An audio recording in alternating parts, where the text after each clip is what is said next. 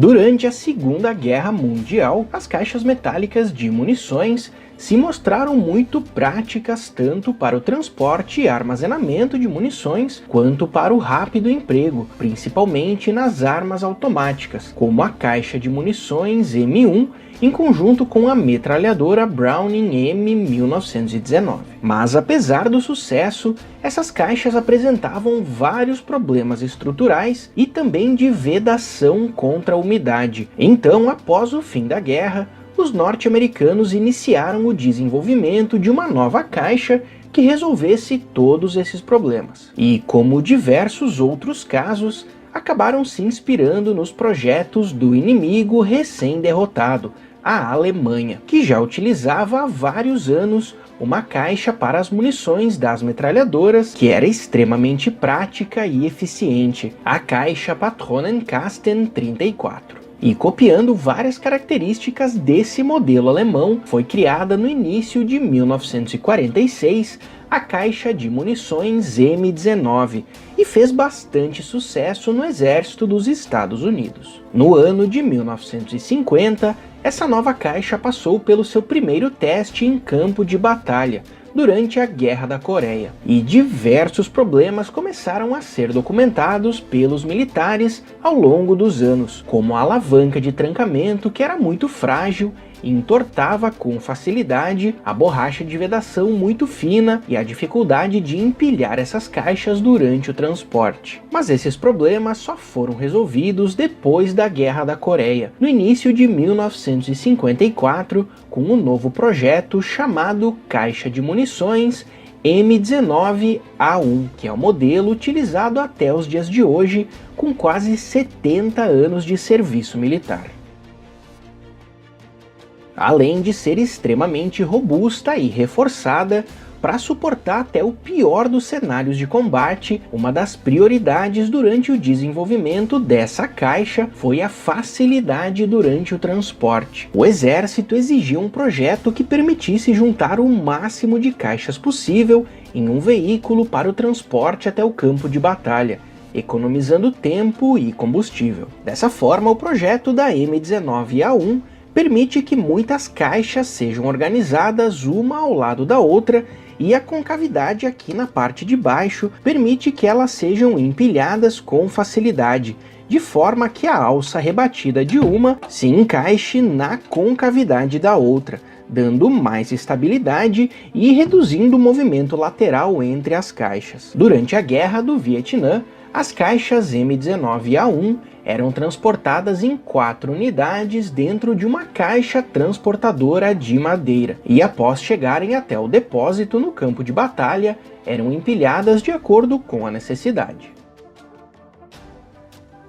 Exatamente! Essas caixas foram desenvolvidas para serem descartadas no campo de batalha após o uso. Por isso, o projeto exigido pelo exército era de uma caixa extremamente barata e fácil de produzir. Um projeto simplificado ao máximo, mas sem perder a qualidade e a robustez. Milhares de caixas podiam ser produzidas por hora nas fábricas, garantindo o abastecimento durante uma situação de emergência. Mas no campo de batalha, elas não eram descartadas pelos soldados, bem pelo contrário, elas eram utilizadas para outras funções, desde fogões improvisados até blindagem. Os soldados enchiam essas caixas de pedras e areia, empilhavam elas e fortificavam ainda mais as suas posições, em conjunto com os tradicionais sacos de areia.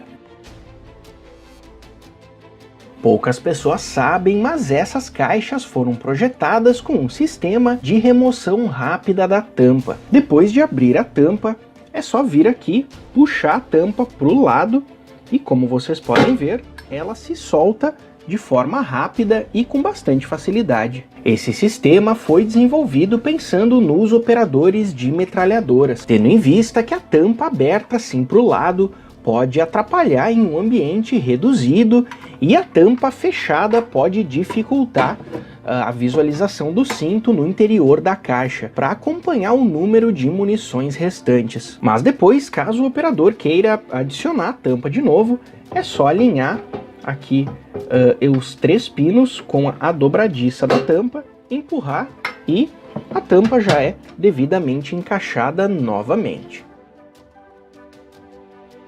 Ainda falando sobre a tampa, aqui na parte da frente das abas laterais, vocês conseguem ver que existe um pino prensado, um de cada lado da tampa, que ficam pressionando contra o corpo da caixa e até dificultam na abertura e fechamento dela. Mas sabia que é exatamente para isso que esse pino tá aqui? Esses dois pinos foram projetados para manterem a tampa da caixa entreaberta quando ela é solta. Dessa forma, elas podem ser deixadas nessa configuração para o rápido emprego dos soldados e também nas caixas que são utilizadas nas metralhadoras.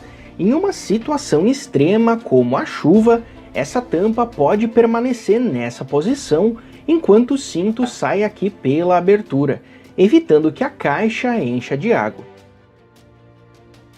Outra característica muito importante dessa tampa é essa aba lateral que é inclinada.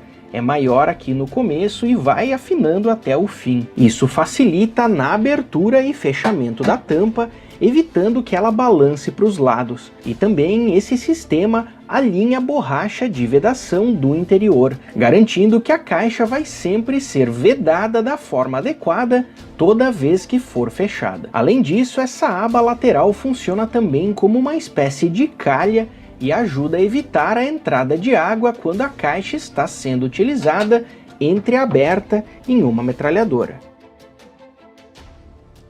E claro, nós não podemos esquecer da borracha de vedação no interior da tampa, que é larga e sela completamente toda a abertura da caixa, e evita a entrada de água e umidade até nos piores cenários.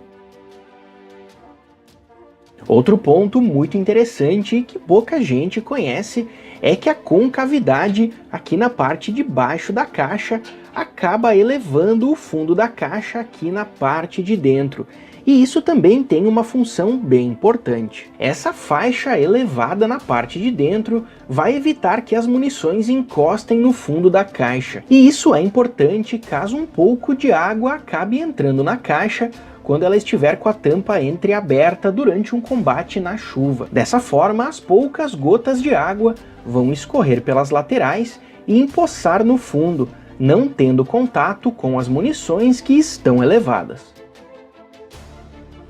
Muitas pessoas se perguntam também sobre o motivo desse furo na alavanca da trava, e ele está aqui por 3 razões. A primeira é para remover massa dessa peça e reduzir o peso, o que até não pode fazer tanta diferença em apenas uma caixa, mas vai fazer diferença durante o transporte de várias. A segunda é para que essa caixa seja rapidamente identificada, caso seja vista nessa face no meio de várias outras de outros modelos. E a terceira e mais importante é que esse furo sirva também como uma espécie de alça para o operador conseguir encaixar os dedos e abrir a tampa.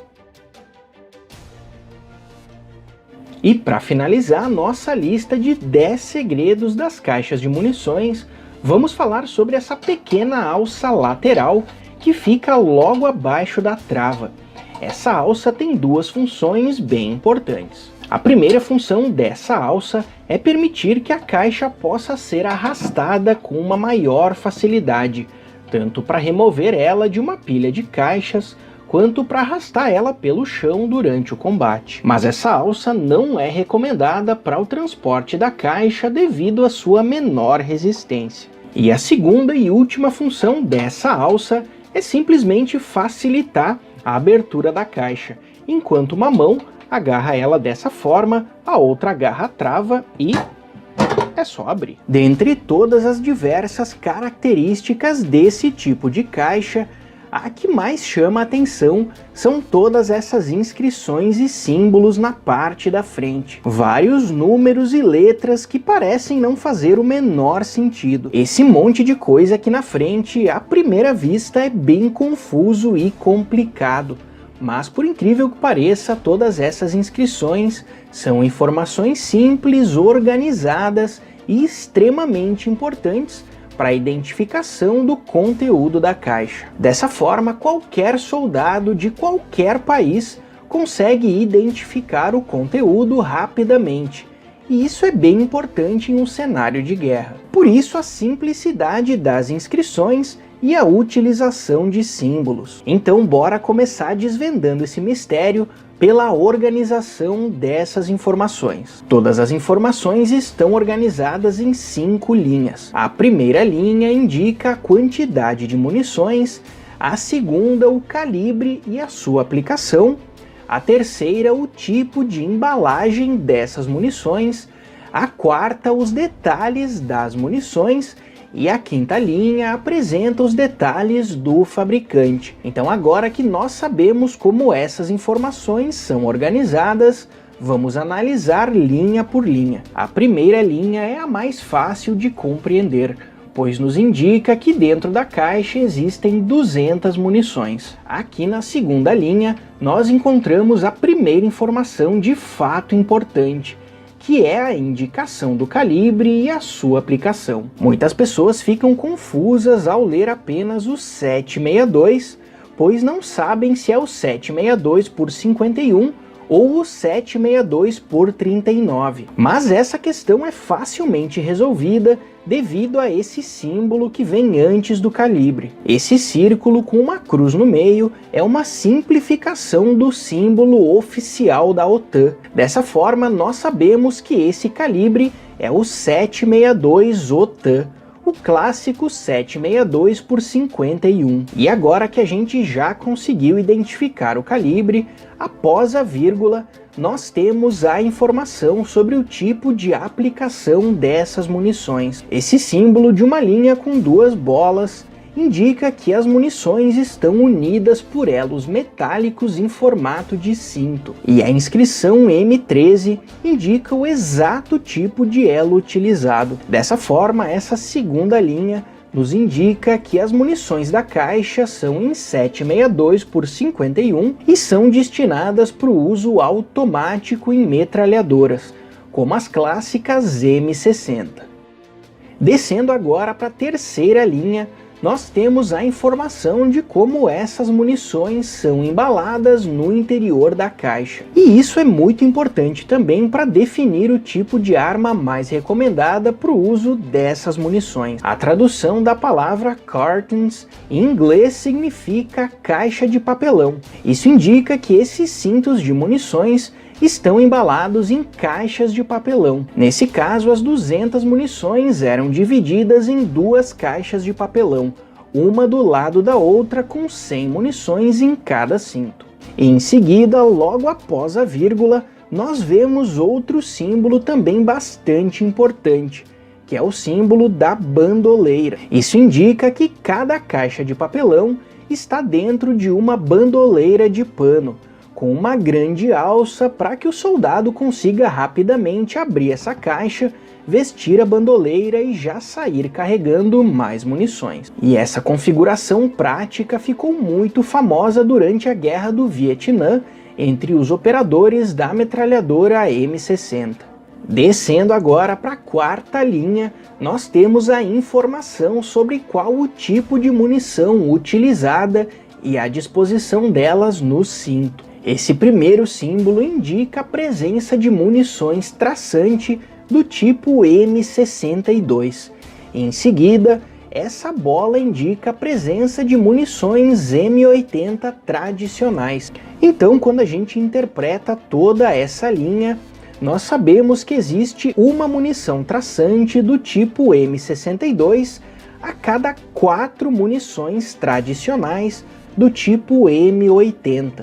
E por fim, na quinta e última linha, nós encontramos a identificação do fabricante e o lote das munições. Essas 2 primeiras letras, L e C, indicam o código do fabricante, que nesse caso é o código da Lake City Ammunition Plant, uma fábrica estatal dos Estados Unidos dedicada para a produção de munições para o exército. Logo em seguida existe um número com uma letra. O número representa o ano de fabricação, que nesse caso é 2012, e a letra representa o mês de fabricação.